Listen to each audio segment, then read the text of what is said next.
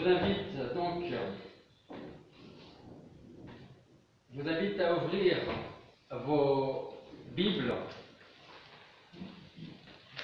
dans le livre de Job, dans lequel nous allons essentiellement travailler aujourd'hui,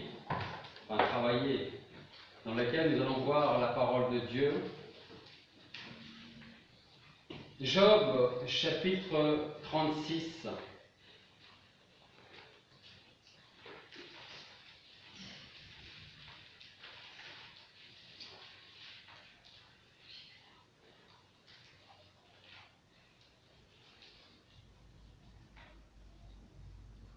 Job, chapitre 36, il y a le 1.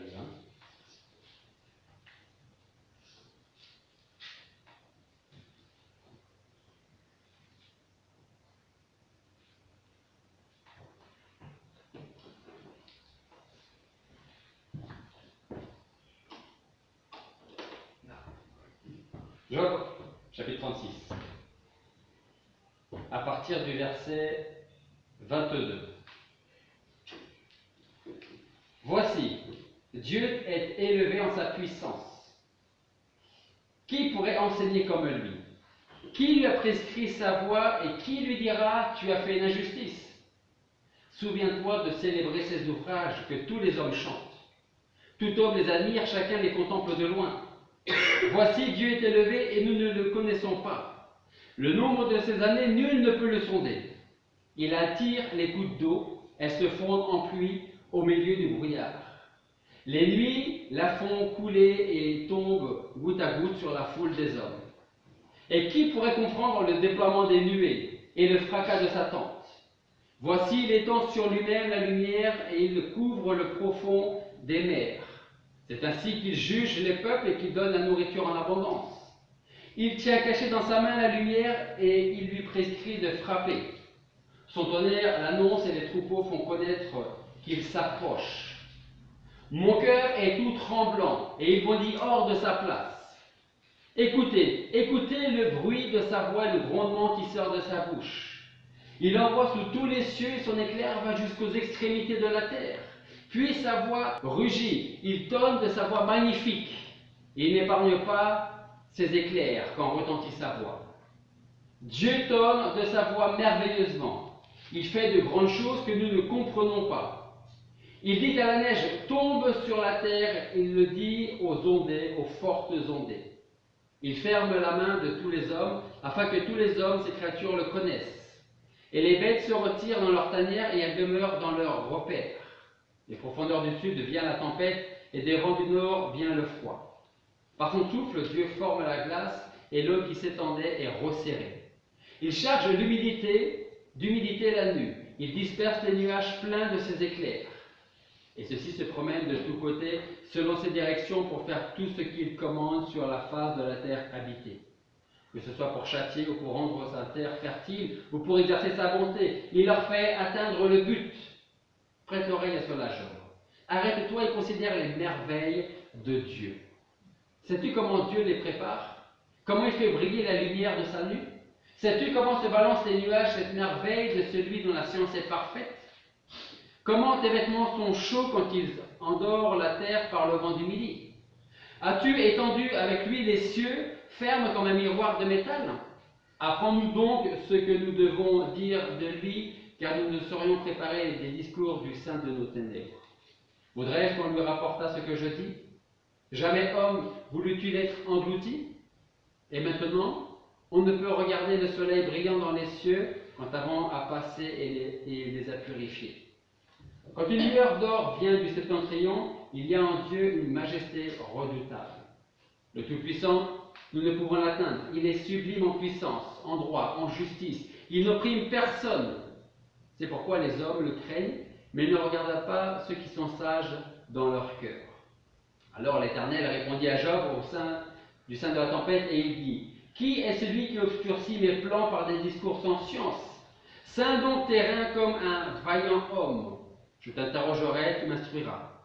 Où étais-tu quand je jetais les fondations de la terre? Dis-le si tu as de l'intelligence. Qui en a réglé les mesures si tu le sais, ou qui a étendu le niveau sur elles? Sur quoi En a-t-on fait plonger les bases? Ou qui en a posé la pierre angulaire? Quand les étoiles du matin poussaient ensemble des cris de joie et les fils de Dieu des acclamations. Qui renfermera la mer dans des portes quand elle sortit en s'élançant du sein de la terre? Quand je lui donnais la nuit pour vêtement et l'obscurité pour l'ange, quand j'établis ma loi sur elle, quand je lui mis des verrous et des portes, et que je lui ai dit, tu viendras jusqu'ici, tu n'iras pas plus loin. Ici s'arrêtera l'orgueil de tes flots. Depuis que tu es au monde, as-tu commandé au matin? As-tu marqué à l'aurore sa place, pour qu'elle saisisse les extrémités de la terre et que les méchants soient chassés? La terre change de forme comme l'argile sous le cachet, et toutes les choses se lèvent comme pour la vêtir. La lumière des méchants leur est ôtée, et le bras des menaçants est rompu. As-tu pénétré jusqu'aux sources de la mer, et t'es-tu promené au fond de l'abîme? Les portes de la mort se sont-elles découvertes à toi? Et as-tu vu les portes de l'ombre de la mort? As-tu compris l'étendue de la terre? Si tu sais tout cela, dis-le. Où est le chemin du séjour de la lumière? Et les ténèbres, où est leur demeure? Car tu peux les ramener à leur domaine, et tu connais les sentiers de leur maison. Tu le sais, car alors tu étais né, et le nombre de tes jours est grand. As-tu pénétré jusqu'au trésor des neiges? Et as-tu vu les trésors de grêle que je réserve pour les temps de détresse, pour les jours de la bataille et du combat? Par quel chemin se partage la lumière, et le vent d'Orient se répand-il sur la terre? Qui a donné à l'averse ses canaux, et sa voix à l'éclair des tonnerres? Pour faire pleuvoir sur une terre sans habitants, sur un désert sans hommes, pour abreuver les lieux déserts et désolés, et faire germer et sortir l'herbe. La pluie a-t-elle un père? Ou qui les enfante? Qui enfante les gouttes d'eau rosée? De quel sein est sortie la glace? Et qui enfante le givre du ciel? Les eaux se dissimulent, changées en pierre, et la surface de l'abîme se prend. Peux-tu resserrer les liens des Pléiades ou détacher les chaînes d'Orion? Fais-tu sortir en leur temps les signes du zodiaque? Et connais-tu la grande ours avec ses petits? Connais-tu les lois du ciel? Ou disposes-tu de son pouvoir sur la terre? Élèves-tu ta voix vers la nuée pour que les eaux abondent te couvrent? Envoies-tu les éclairs? Partent-ils et te disent-ils, nous voici? Qui a mis la sagesse dans les nuées? Qui a donné aux météores l'intelligence? Qui compte les nuages avec sagesse, qui incline les outres des cieux? Quand la poussière se délaie et se met en fusion, et que les mottes s'agglomèrent.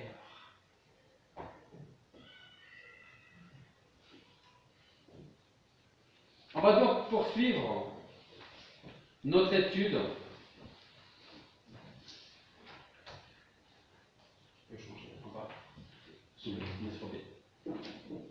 Avec une question.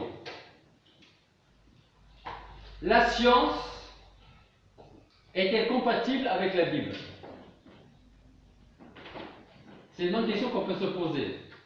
Pourquoi je vous pose cette question? Parce qu'il y a des gens qui vont dire que la science, ce sont des faits concrets. C'est vrai, on ne peut rien changer, on peut le démontrer. Par contre, la parole de Dieu, on n'est pas certain de la véracité de la parole de Dieu. Donc la question c'est, la science est-elle compatible avec la Bible? La réponse est oui. Et comme on l'a dit la semaine dernière, pourquoi? Parce que c'est Dieu qui a créé la science. Beaucoup de découvertes concernant la Terre ou l'univers ont été faites entre le 19e, fin du 17e, du 18e, 19e et 20e siècle. Mais est-ce que vous avez déjà posé la question de savoir que ces découvertes qu'on a faites fin du 18e jusqu'au 20e siècle, on n'aurait pas pu les faire avant ces découvertes-là? Alors c'est essentiellement à travers le livre de Job que nous allons répondre à cette question. Est-ce que vous savez à quelle période le livre de Job a-t-il été écrit?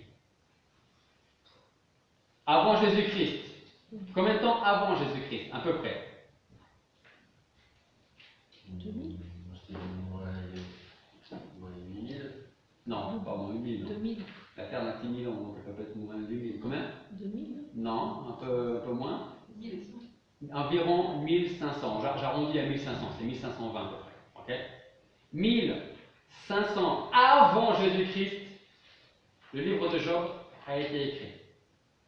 Et des découvertes qu'on a fait fin 18e, 19e, 20e siècle, il n'y a pas très longtemps, ces découvertes-là, la parole de Dieu en parlait déjà 1500 ans avant Jésus-Christ. Donc si vous ajoutez 1500 ans plus 2000 ans, ça veut dire qu'il y a plus de 3500 ans qu'on connaisse que la science a découvert dans les derniers siècles. On va voir certaines, il y a tellement certaines de ces découvertes, et après on dira que la parole de Dieu, on ne peut pas s'y fier. Il faudra peut-être la relire. Pas vous, mais ceux qui pensent ça. Donc, j'aime beaucoup le livre de Job. Pourquoi? Parce que dans le livre de Job, à travers ces pages, on trouve tous les aspects de la vie de l'homme et la femme. C'est-à-dire, on parle de la famille, des joies, des bénédictions, on parle de la souffrance, on parle du deuil, on parle du doute. Mais on parle également de la confiance que nous devons avoir et garder en Dieu. Alors, vous connaissez certainement le livre de Job, en tout cas le début du livre de Job. Et vous savez que ce livre commence avec une scène qui se déroule dans le ciel et qui va mettre en place l'histoire de Job, de sa famille, de ses souffrances et à la fin de ses bénédictions. La souffrance de Job, sans qu'il le sache lui-même, et encore moins ses amis, était une sorte de défi que Satan a lancé à Dieu. Juste pour rappel, Dieu dit à Satan, est-ce que tu as vu mon serviteur Job, comme il me craint, comme il m'aime, comme il me respecte? Et puis là, Satan lui dit, mais c'est certainement, il le fait parce qu'il sait que s'il continue à t'obéir, eh ben, tu vas encore le bénir. Mais retire-lui tout ce qu'il a et on verra s'il ne va pas te renier. Donc il y a ce petit défi que Satan lance à Dieu, et à partir de là, les difficultés pour Job vont commencer. Donc, ce qu'il y a, c'est que ni Job, ni ses amis ne le savent, ça. Parce que ce qui se passe au ciel, ça reste au ciel. De ce fait, je vous encourage à lire Job si ce n'est pas déjà fait, ou à le relire si vous l'avez oublié. Mais chacun, Job et ses amis, vont tenter d'expliquer la situation de Job. Tout ce que tu subis, c'est que certainement tu l'as mérité parce que tu as dû faire quelque chose dans le passé que tu n'as pas, pour laquelle tu n'as pas demandé pardon à Dieu. Ça peut être la première chose qu'on peut penser, et nous aussi, envers quelqu'un, ou même envers nous-mêmes. Jusqu'à ce que Job prenne appui seulement sur sa foi, dans la bonté de Dieu et sur l'espérance qu'il a en lui. Donc le message du livre de Job, et je termine ma parenthèse, est une démonstration par Dieu que cette confiance de Job était justifiée.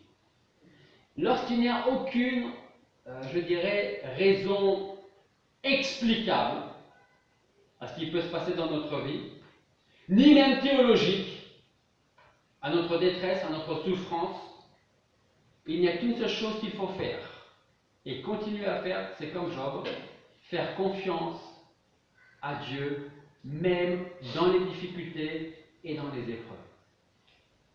Donc on revient maintenant sur le thème de la création de Dieu. Et dans le livre de Job, nous découvrons encore des choses formidables, en plus de ce qui concerne l'homme, en parlant de la création de Dieu. Le livre de Job, vous allez le voir, est rempli de faits scientifiques qui nous amènent à une grande conviction que la Bible est le livre inspiré par celui qui a créé les étoiles, qui les a placées dans l'univers et à qui il a donné à chacune un nom. La Bible a été inspirée par le Créateur de tout ce qui existe. Souvenez-vous des premiers versets que nous avons lus en Job, chapitre 36, versets 22 à 26. Job 36, versets 22 à 26. Nous lisons, « Voici Dieu est élevé en puissance. Qui pourrait enseigner comme lui? Qui lui a prescrit sa voie et qui lui dira, tu as fait une injustice? Souviens-toi de célébrer ses ouvrages que tous les hommes chantent.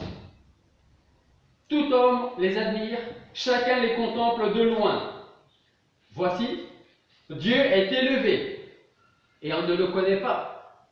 Le nombre de ses années, nul ne peut les sonder. Regardez bien ce que Job dit. Il dit, souviens-toi de célébrer ses ouvrages pour que tous les hommes chantent. Alors on va passer une première photo. Vous avez tous entendu parler de la masse de l'air qu'on entend plus souvent sous le nom de masse d'air. Vous avez tous regardé la météo. Et quand la personne qui présente la météo vous parle de masse d'air, alors on ne va pas rentrer dans les détails, je ne vous dirai pas tout le rôle de la masse d'air, parce que ce n'est pas le point principal aujourd'hui. Mais la prochaine fois que vous allez regarder la météo et que la présentatrice ou présentateur vous parlera de masse d'air, vous saurez que c'est également dans la parole de Dieu. Donc, c'est seulement au XVIe siècle, 1500 quelque chose, au XVIe siècle, que la science a établi que l'air pesait quelque chose, que l'air avait un poids. XVIe siècle. Pourtant, 1500 ans avant Jésus-Christ, soit plus de 3500 ans à partir d'aujourd'hui, la Bible, dans le livre de Job, au chapitre 28, tournez avec moi au chapitre 28, verset 25. La première partie du verset 25. Job, chapitre 28, première partie du verset 25. Et nous lisons, quand il donnait au vent, Job, je pense que c'est Job qui parle, voilà, Job qui parle et dit, quand il donnait au vent, quand il donnait quoi? Son poids. Son poids. 16e siècle, on a découvert que l'air avait un poids. 3500 ans, ou 1500 ans avant Jésus-Christ, la Bible nous disait déjà que l'air avait un poids. Longtemps, avant qu'il n'ait été reconnu que l'air avait un poids, la Bible nous l'avait révélé. Mais elle nous dit aussi autre chose concernant l'eau. L'eau aussi a un poids. Regardez la fin du verset 25 de Job chapitre 28, où je vais relire le verset complètement. Quand il donnait au vent son poids, quand il pesait et mesurait les eaux.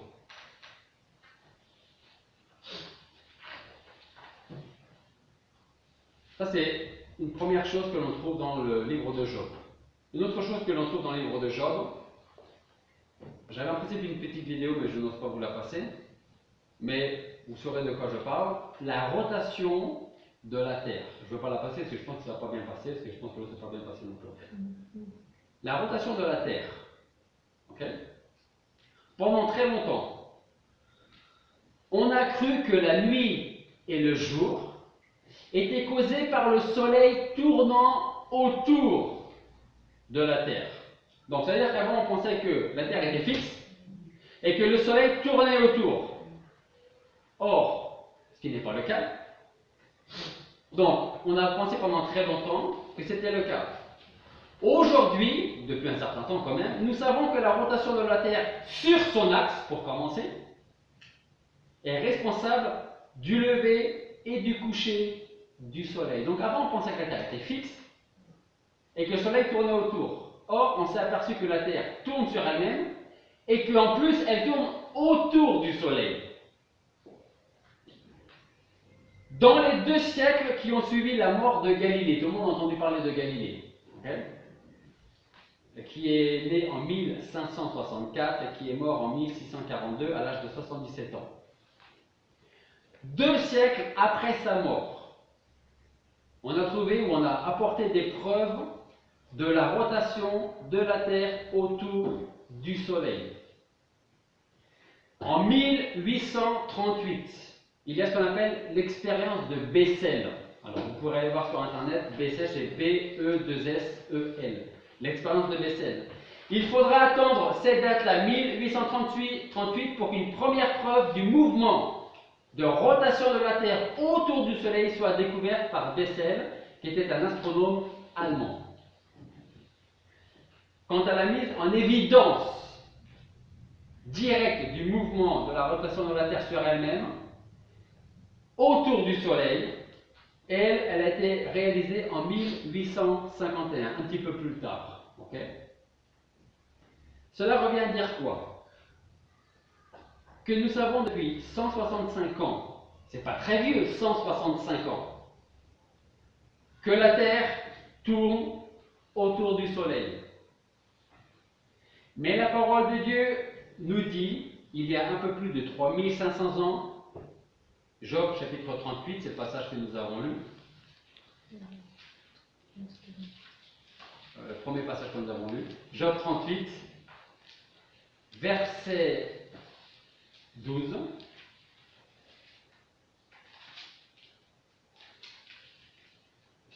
Et verset 14.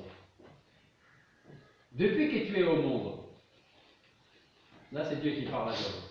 Depuis que tu es au monde, as-tu commandé au matin, as-tu marqué à l'aurore sa place pour qu'elle saisisse les extrémités de la terre et que les méchants soient chassés? Et regardez bien ce verset, et c'est là que vous allez comprendre. La terre change de forme comme l'argile sous le cachet, et toute chose se lève comme pour la vêtir. Alors vous allez me dire, mais comment on peut savoir que la terre tournait sur elle-même? Eh bien, en fait, l'image que nous avons ici est celle d'un vase d'argile qui tourne sur la roue d'un potier. La terre change de forme comme l'argile sous le cachet et toute chose se lève comme pour la vêtir. C'est une image exacte de la rotation de la terre. Ensuite, on va voir une autre image. Les courants marins. Grâce à des caméras de plongée en eau profonde, nous avons découvert les courants marins et les sources d'eau chaude au fond de ces mêmes océans. Je n'ai pas réussi à trouver la date, quand est-ce qu'on l'a trouvé, mais si vous-même vous recherchez un petit peu, je pense que vous allez la trouver. Mais en tout cas, il n'y a pas forcément très longtemps, parce que des caméras bien spécifiques de plongée sous-marine très profondément, ce n'est pas inventé depuis très longtemps. Et là encore, que nous dit le livre de Job, toujours chapitre 38, verset 16. As-tu pénétré jusqu'aux sources de la mer? Et t'es-tu promené au fond de l'abîme? Là, le Seigneur nous parle des courants marins. Une autre photo, je ne sais pas si on va bien la voir, celle-ci. À peu près. Tu peux, peut-être on va fermer les rideaux juste pour voir un petit peu. Et je vais vous poser une question. Non, surtout ceux du fond, ça va. Pour qu'on puisse la voir peut-être un peu mieux. Est-ce que vous savez ce que c'est? Presque. Mais c'est la lumière. Alors, toutes les deux, en fait, vous me donnez la réponse, mais sans le bon terme. Voilà. Ça, c'est ce qu'on appelle la lumière. On est d'accord là-dessus. Mais en fait, ne vous fiez surtout pas à ce que vous voyez. Parce que ça s'appelle la lumière blanche. En fait. Alors, me dire, mais c'est quoi la lumière blanche?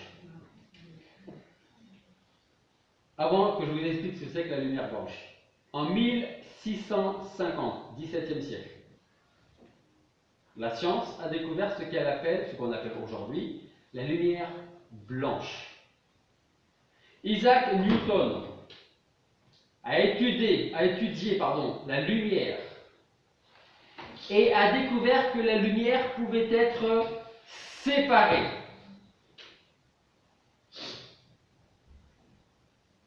Parce qu'en fait, la lumière blanche, le soleil produit de la lumière blanche. Une ampoule produit de la lumière blanche.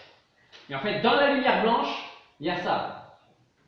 Et Isaac Newton, avec ses expériences, a pu dire la lumière blanche, la lumière peut être séparée. Donc séparée en quoi? En fait, elle est tout simplement avant d'être séparée, elle est constituée, cette lumière blanche. À votre avis, de quoi elle est constituée?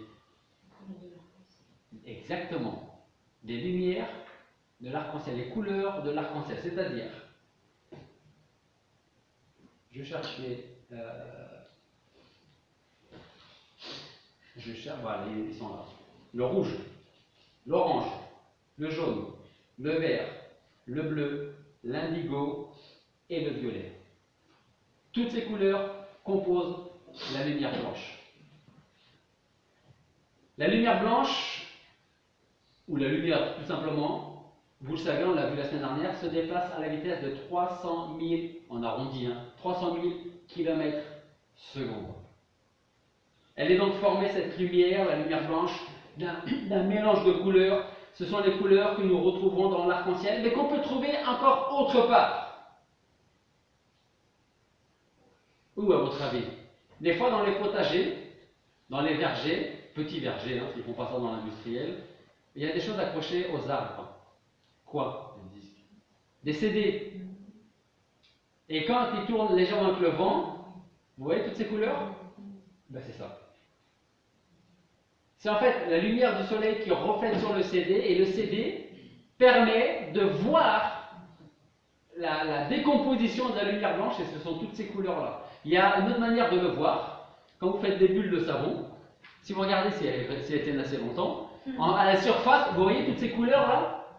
Et bien ce sont aussi les lumières qui composent la lumière blanche. Donc,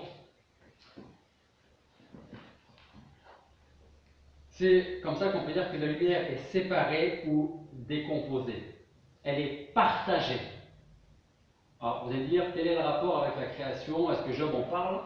Le livre de Job. Job, chapitre 38. Job, chapitre 38, verset 24. En tout cas, la première partie du verset 24. Par quel chemin se partage, ou selon votre version, se divise la lumière? Et donc là, ça veut dire qu'en 1650, on s'est rendu compte qu'on pouvait séparer, diviser la lumière pour retrouver ça. Et 1500 ans avant Jésus-Christ, le Seigneur en parlait déjà dans le livre de Job. Maintenant, quand vous verrez un CD tourner ou des bulles de savon, vous pourrez penser à la lumière blanche. Ensuite, on va passer une autre photo. Vous savez tous ce qu'est cette chose? La Terre. Okay? Je ne vais pas vous parler de la Terre par elle-même. Mais il y a un temps, alors peut-être que Samuel va m'éclairer là-dessus, parce que ça, je n'ai pas pensé à regarder la date à peu près exacte, mais il y a eu un temps où on croyait que la Terre était assise ou maintenue par un grand animal, ou en tout cas par un géant. Antiquité, c'est ça? D'accord. Comment il s'appelle ce géant? Atlas, et c'était un peu fréquent, tu sais? Grec, ok? Bien avant les Romains, donc ça remonte quand même à quelques siècles en arrière. C'est ce qu'on pensait en tout cas, que la Terre était ou tenue par un grand animal, ou par un géant.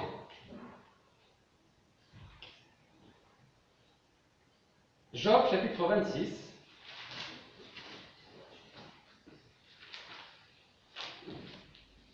Verset 7. Job, chapitre 26, verset 7.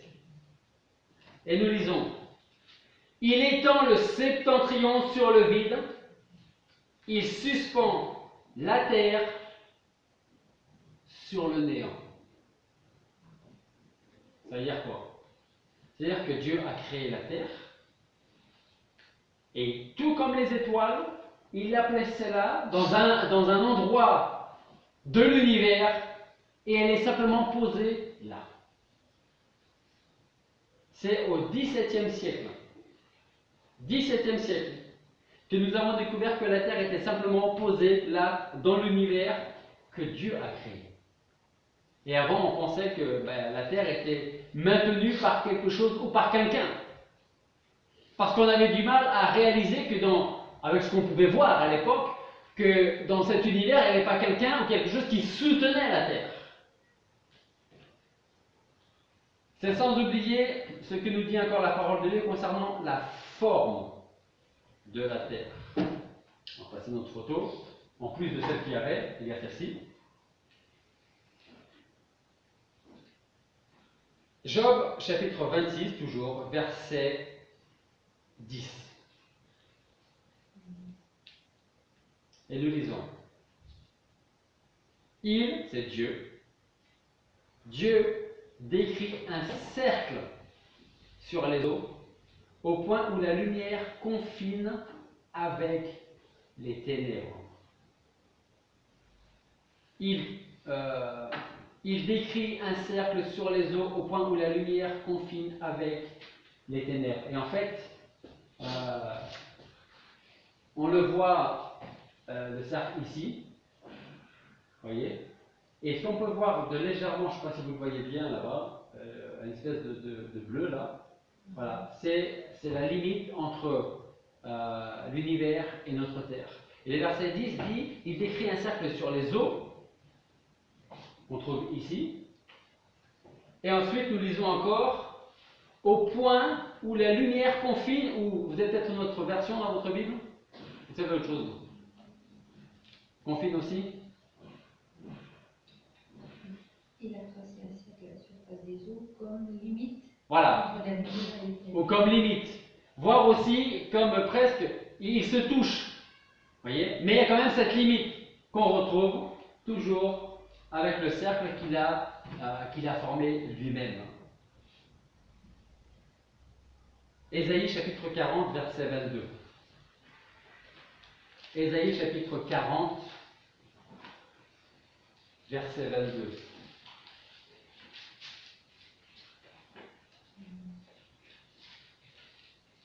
Et Ésaïe, dans ce verset, dans ce passage, nous dit, c'est lui, c'est-à-dire Dieu, qui est assis au-dessus de quoi?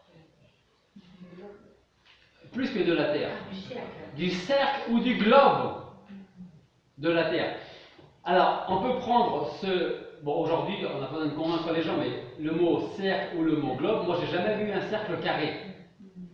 J'ai jamais vu un globe carré. Un globe, encore pour les ballons gonflables, ballons de baudruche, bon, c'est pas forcément très rond, c'est plutôt ovale, mais c'est pas carré. Ok?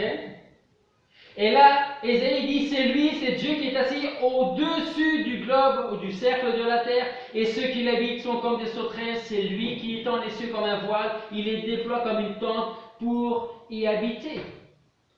Le livre de Job, en moyenne, parce que c'est sur une certaine période, en moyenne a été écrit 700 ans avant Jésus-Christ, plus un peu plus de 2000 ans, ça fait plus de 700 ans, pardon, plus de 2700 ans que nous pouvons savoir que la Terre est ronde.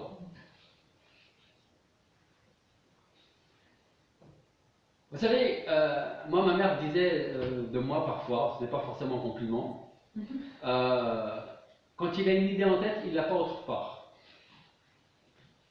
Mais c'est un peu comme les scientifiques. Parce que vous savez ce qui est quand même extraordinaire, formidable et tellement triste en même temps, c'est que les scientifiques du 15e, 16e siècle, et ainsi de suite, ils avaient ça. Ils avaient la parole de Dieu. Peut-être même qu'ils la lisaient plus que ce qu'on peut la lire aujourd'hui. Mais quand on décide de croire quelque chose, on ne veut pas accepter la vérité. Parce que le livre de Job, ça fait un moment qu'il est écrit. Donc les scientifiques du 15e, 16e, 17e, 18e, 19e siècle, 20e siècle, pouvaient déjà connaître la parole sans avoir approuvé quoi que ce soit, mais on ne va pas se fier à ça. Parce que ce n'est qu'un livre écrit par un homme, par une personne, par rapport à une philosophie.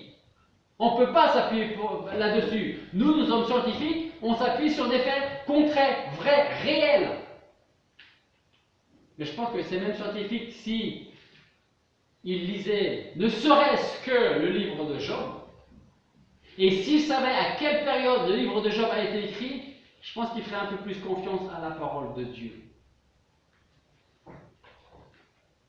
Une autre photo. Est-ce que vous savez ce que c'est ça? Un atome. C'est ce que les scientifiques appellent la structure invisible. Et la chaise sur laquelle vous êtes assis confortablement, surtout les bleus, est composée, et les autres aussi, d'atomes. Ça, c'est composé d'atomes. Ça, c'est composé d'atomes. Est-ce qu'on peut les voir, les atomes? Non. Regardez Hébreux, chapitre 11, verset 3. Hébreux, chapitre 11, verset 3.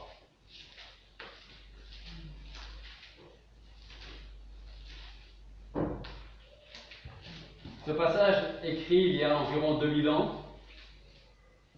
Dans ce passage, nous lisons: c'est par la foi que nous savons que le monde a été fait par la parole de Dieu. Ça, c'est le premier point.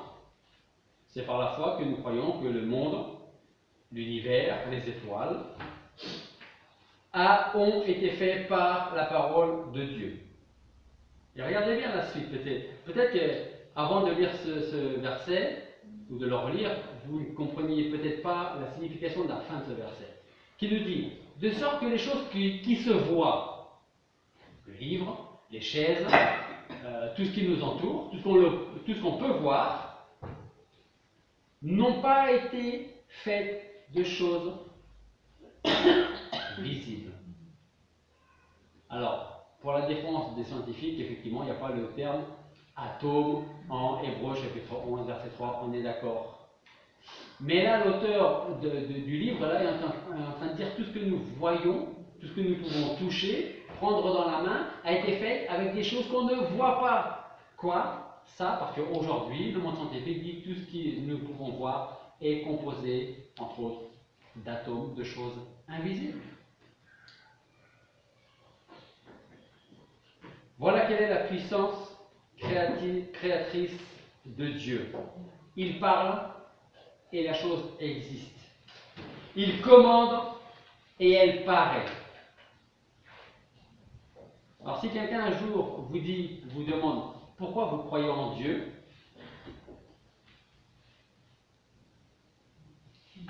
vous pourrez lui dire, regarde autour de toi. Regarde autour de toi. Dieu, après avoir tout créé, a dit: voilà tout ce que j'ai fait, et c'est très bien. C'est pas très bien, c'est parfait. Donc si un jour on vous pose la question: pourquoi est-ce que tu peux croire en Dieu, toi? Ou comment tu fais pour croire en Dieu? C'est souvent la question qui revient même. Bien, dites-lui à la personne: regarde autour de toi. Lève les yeux vers le ciel. Contemple ce qui t'entoure, la nature. Surtout en la période, par exemple, du printemps, tout ce qui repousse. En hiver, je vous ai parlé il y a quelques semaines des flocons de neige. Tous les flocons de neige, sans exception, sont tous différents, mais tous, sans exception, ont combien d'étoiles, combien de branches? 6.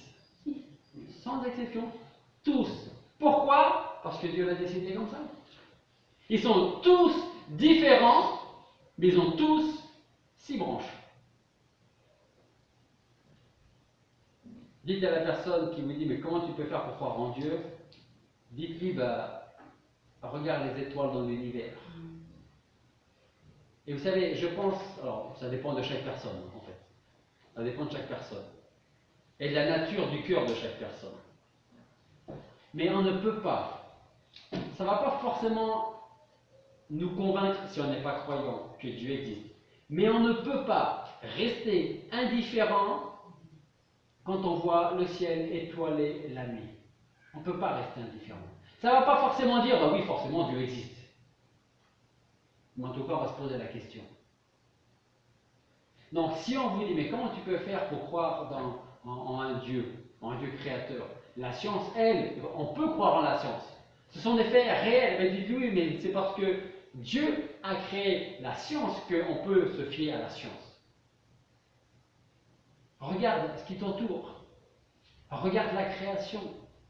Si vous avez un peu de temps, lisez-lui en tout cas une partie ou dites-lui de lire le psaume 139 sur la création du corps humain, où David disait, je ne comprends pas, mais ce que je vois, ce que je sais en tout cas, c'est que tu m'as fait d'une façon vraiment merveilleuse, que je ne peux pas comprendre. Donc ça veut dire que,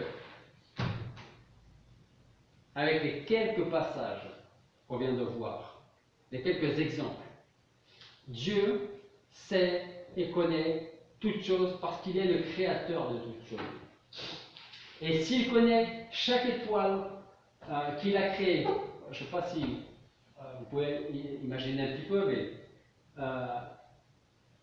là, vous en avez une, il y en a un certain nombre que Dieu connaît. Ici, vous en avez une autre, et Dieu la connaît aussi.